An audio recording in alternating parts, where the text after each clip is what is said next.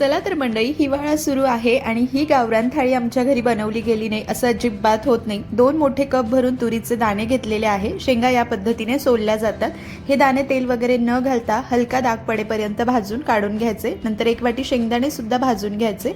हे भाजलेले तुरीचे दाणे मिक्सरचं बटन 2 वेळा फक्त चालू बंद करत थोडेसे भरडून घ्यायचे. त्यानंतर भाजलेले शेंगदाणे मिक्सरच्या भांड्यात काढायचे. लसूण, मिरची, कोथिंबीर, जिरं, थोडंसं हळद, पाणी घालून मस्त बारीक वाटण करायचे. तेल गरम केलं, त्यामध्ये वाटण घालायचं. तेल सुटेपर्यंत परतून घ्यायचं. थोडंसं पाणी घालून झाकण ठेवून परत 3-4 मिनिटं परतायचं. त्यानंतर भरडून घेतलेले सोले घालायचे. बारीक करू नका. प्रमाण आणि भरपूर काही गोष्टी मी डिटेल रेसिपीमध्ये सांगितल्या आहे. टायटलमधल्या त्रिकोणावर क्लिक करून पाहू शकतात.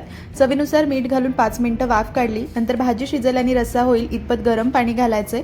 अर्धवट झाकण ठेवून 10 ते 12 मिनिटं भाजी शिजवायची. तोपर्यंत मी भाकरी करून घेतल्या. तुरीच्या दाण्यांची मस्त आमटी तयार आहे किंवा भाजी. नक्की करा. आवडली तर लाईक शेअर करा.